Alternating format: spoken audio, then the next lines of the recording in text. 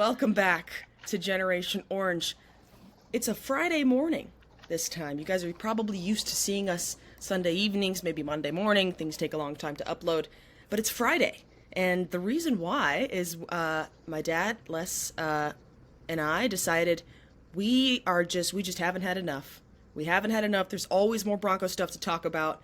And we figured instead of subjecting you guys to 2 hours in a weekly podcast of us just rambling, we would rather kind of break it up a little bit, post game on Sunday, Monday, whenever we play, really break down the game, and then we'd like to touch base in the middle of the week because, lots of stuff happens in the middle of the week, and certain things fall through the cracks, and Dad and I are absolutely fanatics, so we don't want to miss a beat of Broncos news.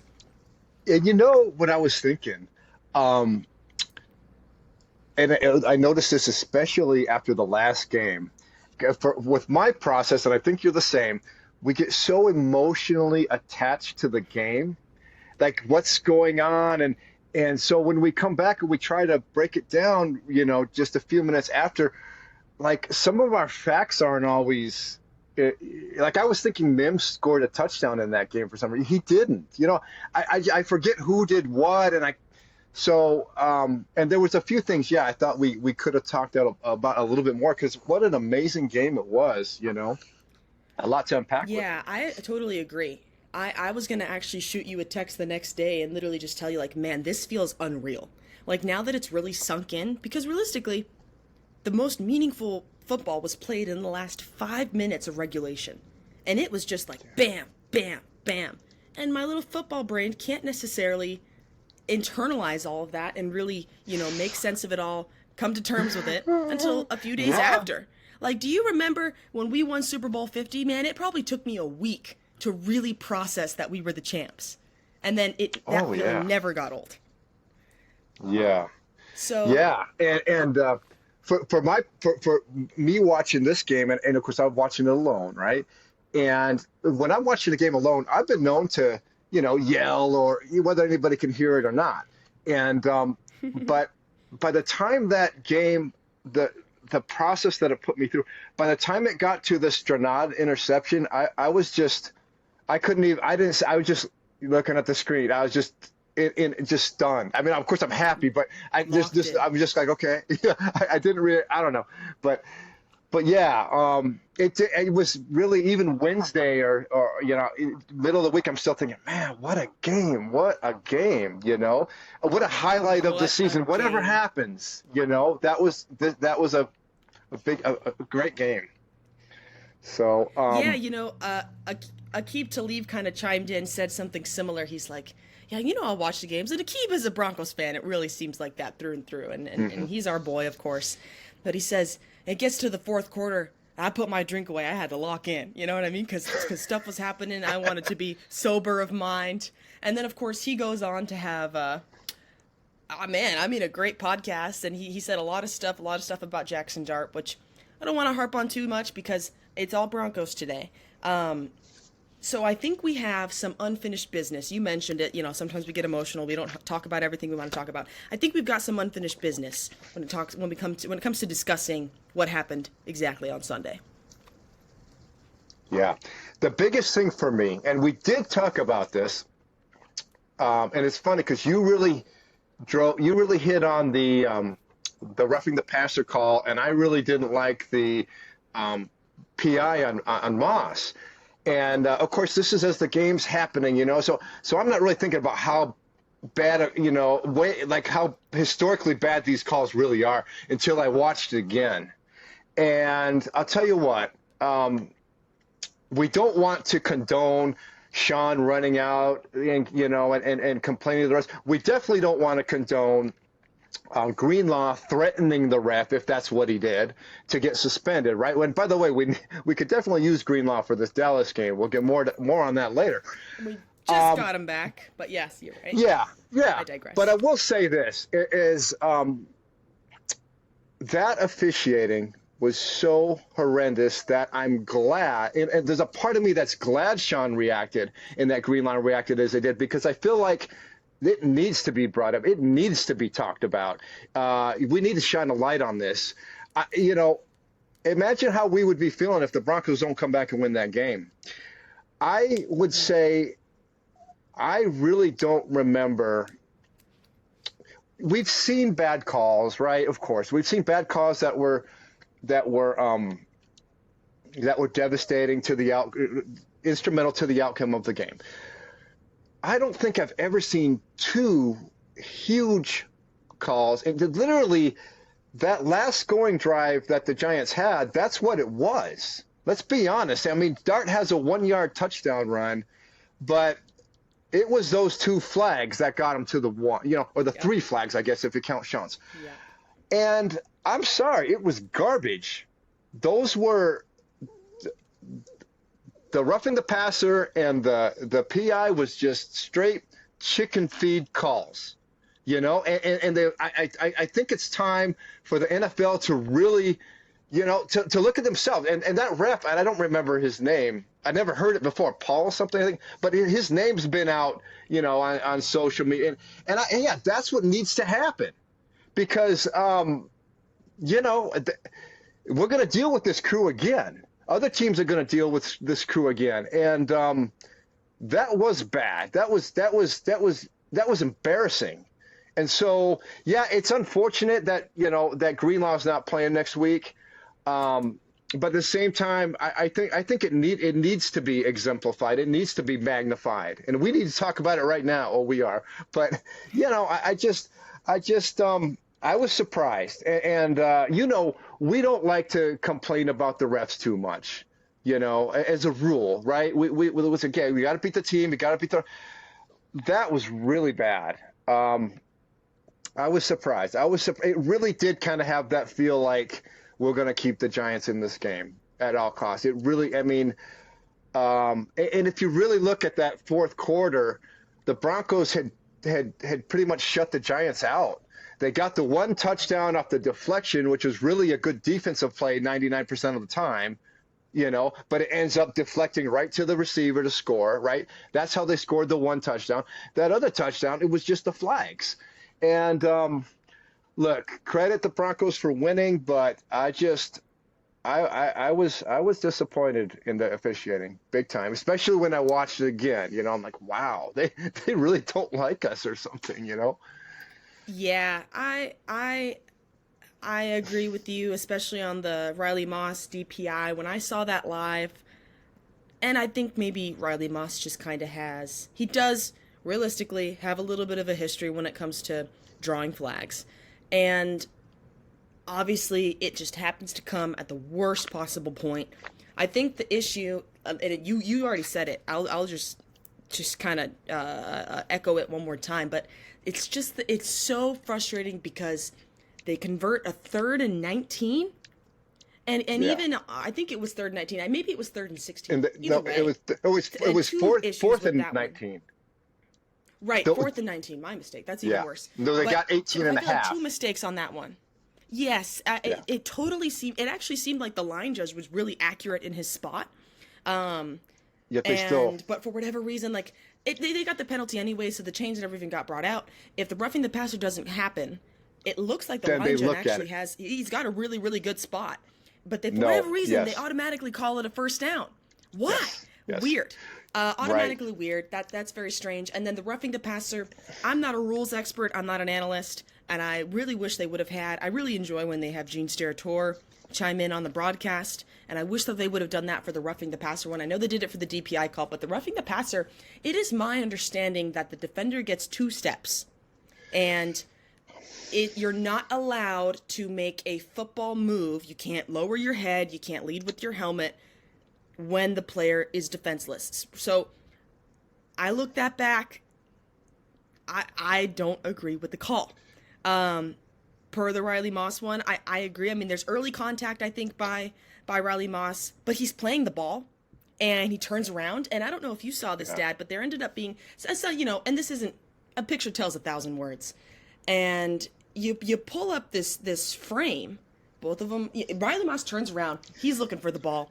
Receiver's looking for the ball. And this guy's literally got his head. Like, if anything, they could have called OPI. They could have called OPI. And I would have been, Yeah, so, and Yeah. it's just like, of course it happens at the 1 yard line, and we've said Yeah. before, yeah, you got to beat the refs too, but I don't know what the league approach to this is going to be because the league has maintained, and they've come out and said 98 to 99% of the calls that they make, and they grade these heavily. I mean, that's one thing. Like the curriculum that these officials go through is rigorous. They're not just putting anybody out there. It's not like these people, this crew has officialed the Super Bowl as far as I'm concerned. So I'm not doubting that. I'm just saying, I don't know if we're going to get the backup from the league or the accountability that you might want. Do you know what I mean? No, I don't think we will, but I think maybe, I mean, they're not going to come out and say, "Oh, sorry, bro." No. I'm not expecting anything like that. I'm just expecting some, like I said, I think magnifying it is good because they still have, like you say, they have their meetings and their analysis and all that. So now, they don't want the green laws, chasing refs and when it gets worse, it might encourage them to work on it more, if that makes sense. I'm not saying they're going to give any kind of acknowledgement, but behind closed doors, maybe they can work to be better. That's all I'm hoping for. I wanted to touch on the roughing the passer.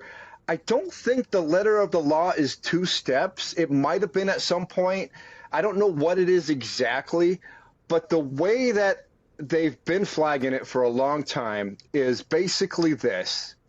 If you have the opportunity to pull back, then you need to. You can't be going for the head. You can't be going low. But there's certain ways you can't hit them, and you can't.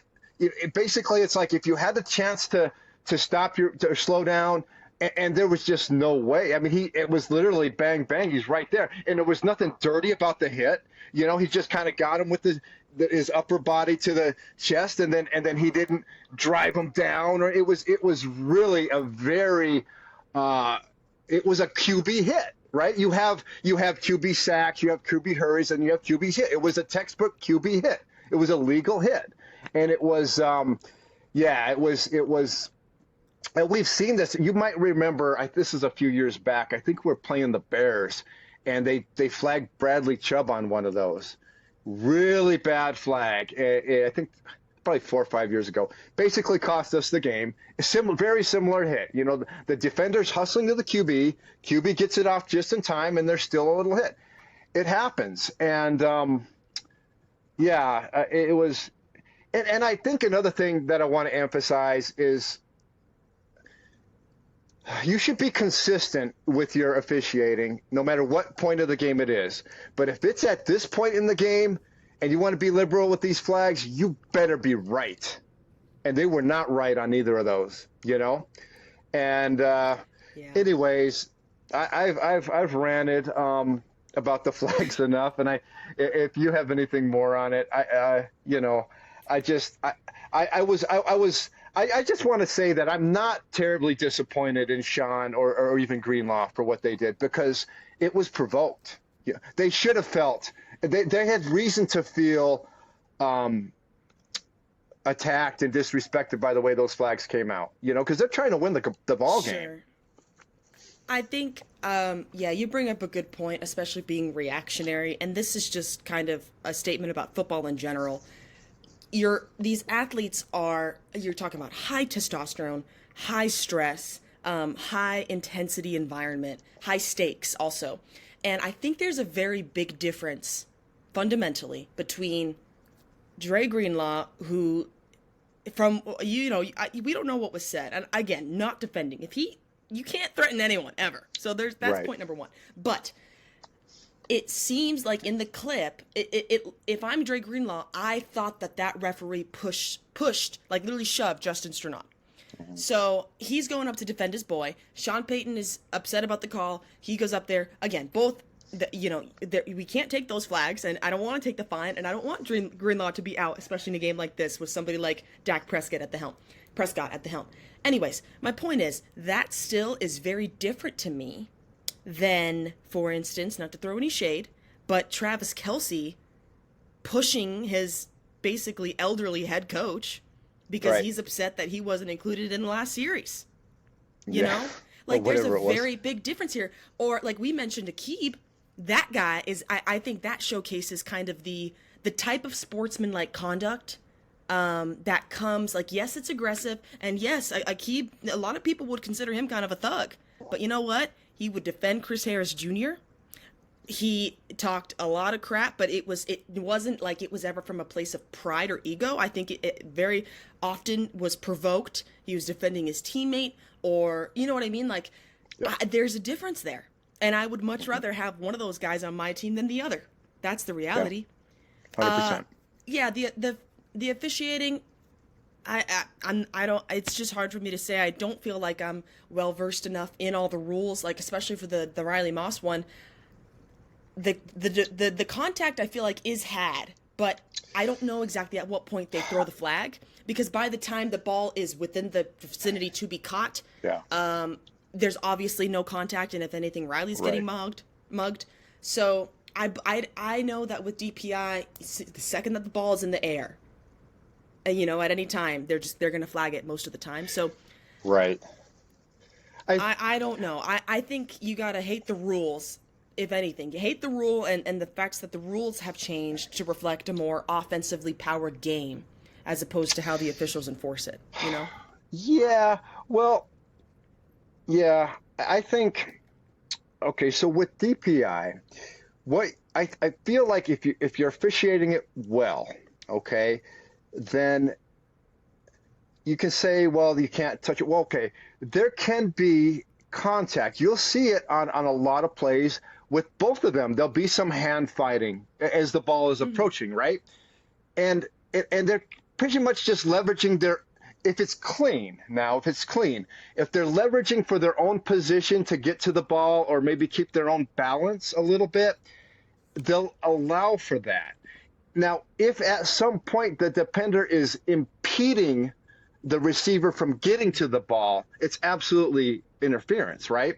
But like they say, let them play. Well, there is certain contact that happens that they'll allow. And with the Riley Moss play in question, you see Riley, he's turning around, he's looking for the ball, and he's literally like a glove around the receiver. And as his left arm comes around, there might have been a little contact on the receiver's back or something, but you still see the receiver have all the opportunity to get to the ball. And then, it looks like he might have mugged Moss a little bit at the end, maybe not. I don't care if they don't call the OPI, just don't call the DPI. That was just because, and you're right, Riley's gotten some flags this year, so maybe they're keyed on that. But if you're the best at what you do, that doesn't matter. It doesn't matter what happened in the past. It's what is happening now, And the guy made one of the best plays of his career, probably. And instead of it being celebrated, it's controversy, and it's just fortunate that the Broncos were able to still get the win. And speaking of Moss, go ahead.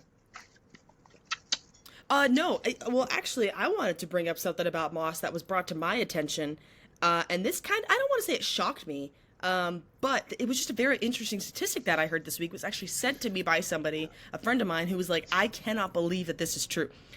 Riley Moss has allowed the lowest completion percentage, 39.1% of any NFL defensive back this season. In the league. Yeah. Well, Here's the thing, okay, about Riley Moss. And we've been excited about Riley Moss since last year, since he's been playing. Look, here's a lot of fans just feel entitled, or they're looking for the Broncos defense is outstanding.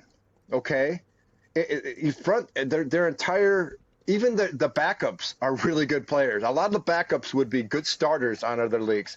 I mean, come on, Jonah Ellis, we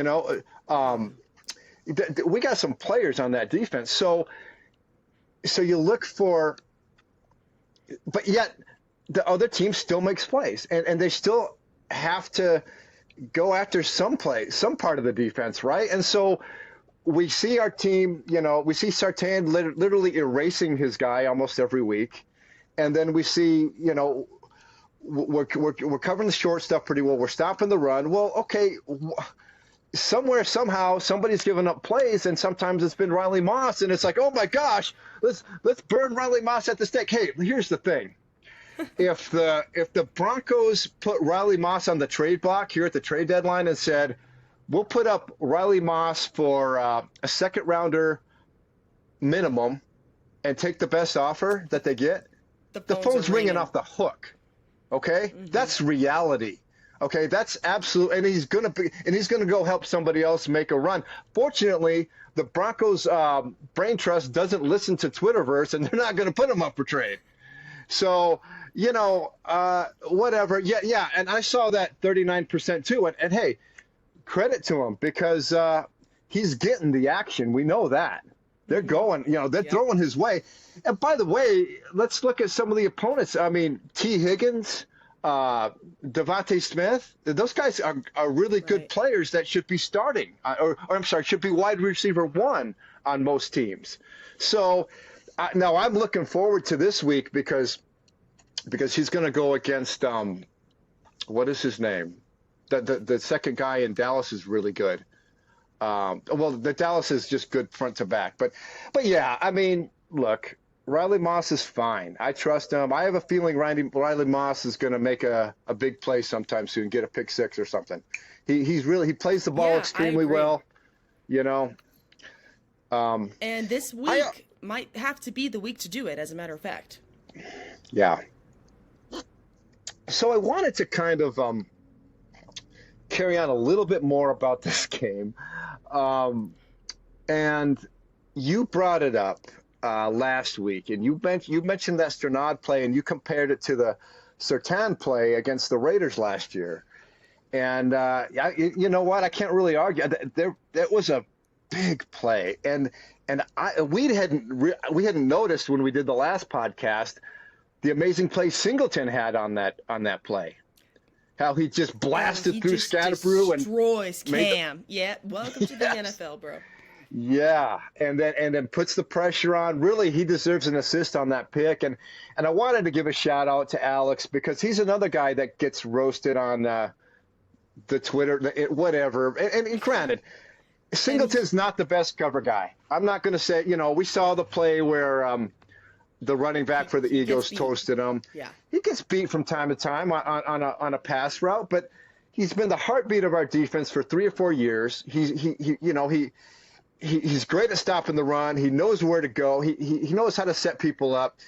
I think he's playing fine, and I think that play, you don't see all those little plays where he's just eating up a block or making up, putting other guys in position to make plays. So. It's going to be tough. The Broncos have to go against Jake Ferguson, the tight end for Dallas. Yes, it's Jake Ferguson. Jake Ferguson, yeah, he's having an amazing year. And I think the wide receiver you were thinking about was George Pickens. George Pickens, yes.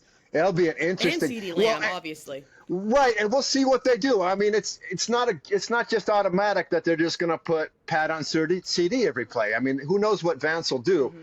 But Moss is going to get some action this week, absolutely. Yeah, it'll be fun to watch. Yeah. It's going to be an awesome game. And I'll just make a preview comparison already. I feel like this, because of what we've seen from the Dallas Cowboys, and I'll be honest, I haven't watched a lot of Dallas Cowboys football. Hate me for it, I don't really care. But from what I understand, this team is very similar to the 2023 Bengals.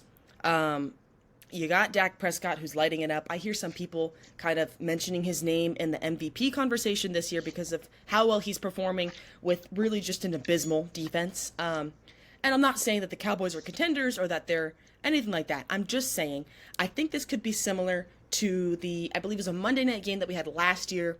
Bengals goes into overtime. Bengals come out with the win. But it was just a very high-powered offensive struggle game, and we haven't really had one of those this year.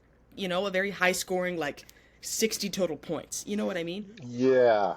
Yeah, maybe the Colts game kind of, what was that, 28-29 or something? Right. 20 something. That was the closest thing. And I'm with you. My top Dallas guy said that what you said about Prescott being an MVP candidate. So, and I haven't watched a lot of them either. I did see that first game against the Eagles where it was literally a shootout until the power went out, or they had to put the game on pause, and then they slowed down. And I did see the end of that Packer game that ended up tied 40-40. So that's kind of what we're talking about. High scoring. Defense has been giving up some plays. So yeah, where do we start? I mean, gosh, we talked about the receivers against our secondary. We got the Dallas offensive line has only allowed 8 sacks this year. Yet the Broncos have, 34? Right. I think it's 36. Is it 36? I could be wrong about that. It's maybe a lot. You're right. I think it's 34, and then in second place it's 26. That sounds right. Yeah, because I want to say they had 30 going into last week, and they got 4. And by the way, some teams aren't going to get 34 all season. Okay, this is a staggering amount of sacks. And I'll say this, I don't like to get too caught up in the side stories. We just want our team to win. But if the Broncos have some success and they get 4 or 5 sacks this week, I'm really going to start looking at them chasing the sack record, because it's the 85 Bears. I'm already looking at them chasing the sack record 100%, especially with 17 games in the season. Yeah, and if they do it, I want them to get it by like 5 or 6, so that But yeah, no, this is hey, we got to play the Jets and the Titans and kind of run up some extra sacks that we might not normally get against most teams. So I'm not. It's a long season. However, if they have a lot of success against Dallas this week, I'm really going to start looking at. Now, if Dallas shuts them down to 1 or 2 sacks or something like that, then maybe it'll kind of slow down the enthusiasm. But regardless, it should be a really interesting matchup. Basically their offense matched up against our defense will be popcorn-worthy material probably every play. Yeah. This is going to be a really great game. There's really no doubt in my mind. Obviously I thought that about the Jets game, so I hope I'm not wrong again. I don't think I am. I'll just go one step even further. You mentioned the sack record. I think if they put up numbers, especially against this O-line, especially against Dak, and they give him issues, I think you hear names like Nick Benito being called in the DPOY conversation. And I'm sure, I think there are already people who are maybe even thinking that already, but I think that gets brought to the forefront. I'm really excited. I think that this is there's been a few times the last 2 weeks especially where I feel like there's first half of this game against the last week against the Jets, and then the first half of the game against the Giants. I think there were maybe a few holes on defense, a few times where I'm just like kind of scratching my head. How did we manage that? Hufunga like kind of over anticipates at some point, which we really hadn't seen him do all season. Yeah. And then he gets beat bad. I mean, that was just ugly. I mean, that was the worst play we probably had defensively all year.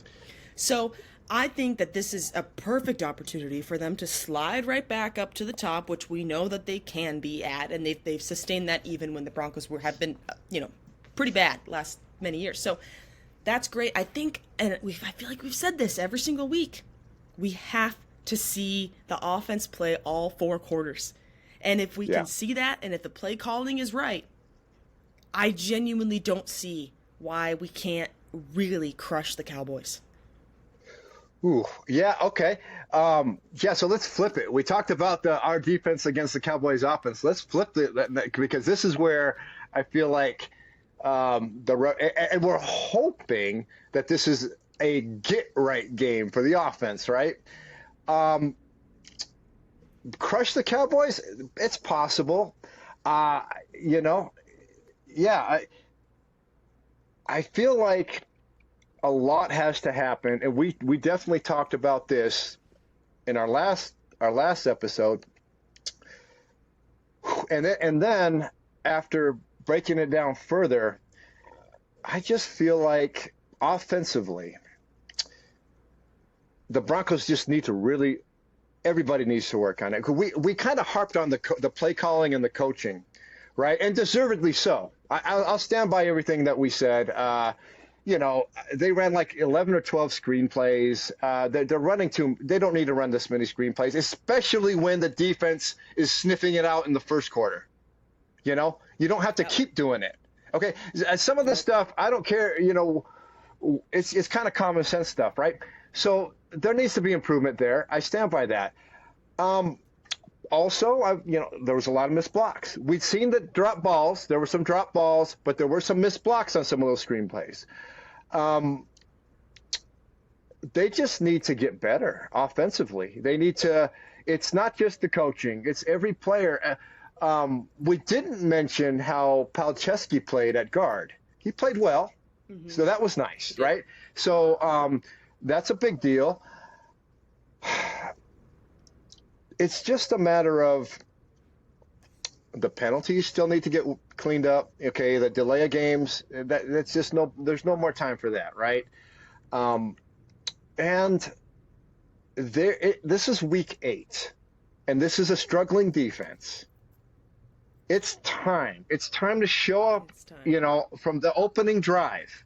Even if you don't score, you just need to be moving the football. You need to be scoring points in the first quarter, in the second quarter.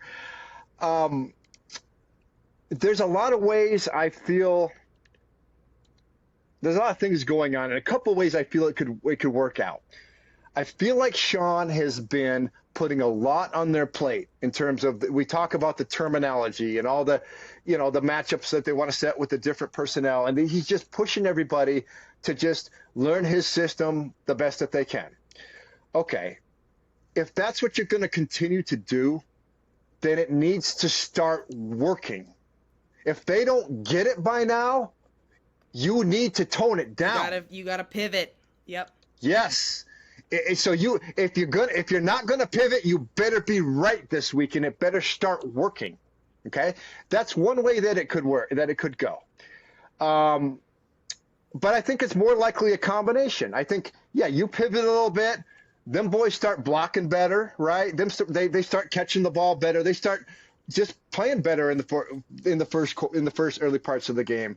They had as much of a wake up call as they could possibly need, and still got the win last week.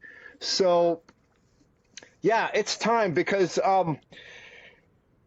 look, I still feel like the Broncos are going to show up when they play the Chiefs, okay? I feel like we can still beat the Chiefs maybe both times that we play them if it comes down to it. But at the same time,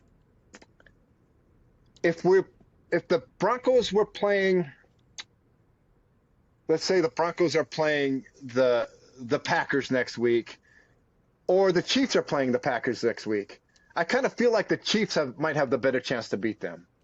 I feel like the Chiefs are the better team against the rest of the NFL right now. The Broncos they know the Chiefs extremely well. They play the Chiefs. Vance Joseph especially understands how to defend Mahomes extremely well. We've got the horses on defense to go after Mahomes. So, if we want to win this division, we need to be playing good in all three phases every week. And it starts this week. Yes, it does. It's nice to be in week 8, because I feel like we haven't experienced this for many years. Maybe a little bit last year, but even then, not quite. It's nice to be in week 8 and actually excited, for Sunday football. Yeah. And I'm not like, not that I was ever dreading it. Love the Broncos no matter what. Even if we were losing, I'm always going to watch my team. But it's a different feeling to not only be excited, but to be confident and to have expectations that you really have never had before. So everything's ahead of the Broncos. They still have a great opportunity to snag a few more wins before we head into some very, very important divisional games as well. I honestly think, especially having beat the Jets and you beat the Giants, this kind of game is 100% winnable. Like when we talked a few weeks ago about the next 3 to 4 weeks, and we kind of pinned the Cowboys as a game that maybe potentially, if we're going to lose one of the 4, that would be the one that might be okay. But from what we've seen, especially last week with Bo Nix at the helm, unleashing his inner Elway, basically, man, this is exciting. And I'm just, I don't really have anything else to cover when it comes to the matchup. I think you really hit the nail on the head. It's going to be a challenge for Riley Moss.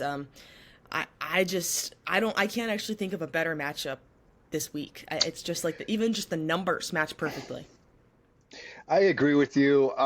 It's about as exciting as it gets for a non-conference game. It's a big game for the Cowboys too. I think they're like 3-3, so they're still fighting. There's one more thing I would like to touch on about this game because it's a player that we really loved, and Going with this. yeah, and it's so cool to see him having success, and he's killing it, and We're talking about Javonte Williams, by the way. yeah, in case anybody hasn't figured that out, because remember, I mean, goodness, those years with him, those first year or two where He was so we weren't fun.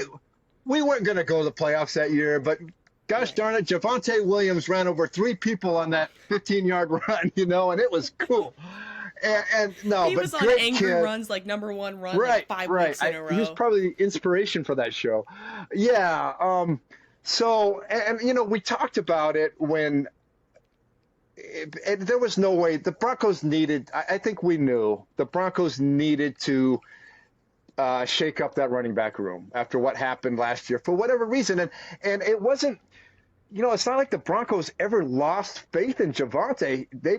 He was their guy, right? And even when he was struggling, they kept putting him out there, and his pass protecting was amazing. And I don't put it all on. I mean, we don't really know all the little things that are involved. Sometimes a change of scenery is just best for everybody, And I think this is an example of that. I don't think we're ever going to look back at it and say, "Oh my gosh, we should have kept Javonte." No, the Broncos played it the way they were supposed to. They made a change when they were supposed to. The Cowboys made a good move to pick him up at the right time. That's how I see it. He's having success. Yeah, and if he has a touchdown or maybe 80, 90 yards, fine, as long as we get the win. But I don't know. It'll be interesting.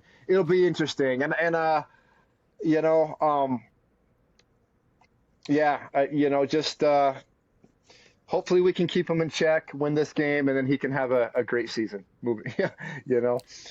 Yeah, that's true. Broncos Country listeners, we want to hear from you. What are you expecting this Sunday? Drop some score predictions in the comments. Drop some exciting matchups that you're thinking about in the comments.